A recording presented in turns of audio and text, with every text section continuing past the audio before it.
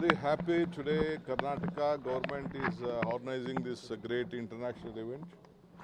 A city, you have seen the city, air-conditioned city, a city with innovation, a city with talent, a city with the future of the world. I'm so proud that almost 60 countries have participated today here, and they are all looking at Bangalore. And let us all join together. Thousands of speakers are here today. They are discussing for the next 3 days. They want to shape the world in this from through city. The human capital, the human resources, what is been here can't be matched. I think more than 25 lakh IT professionals are working here.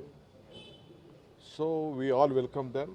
I assure to all the participants and the people of this talented world where we are encouraging in every sector.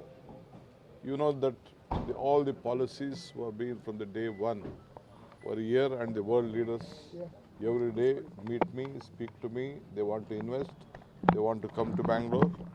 So here is a place, and we will help them in whatever the best possible are there on ease of doing business.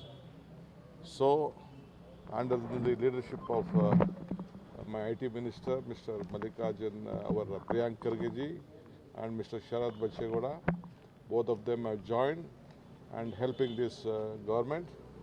And all of them, I am getting hundreds of calls so that they will start investing it. And a new IT city also is being planned in the greater Bangalore near Biddi in Bangalore South. So I hope this talent, this research, this innovation, startups will all join together. And even on the cyber issue, cyber crimes are increasing in the world. But Bangalore also has started, and we have taken an initiative from the Karnataka government.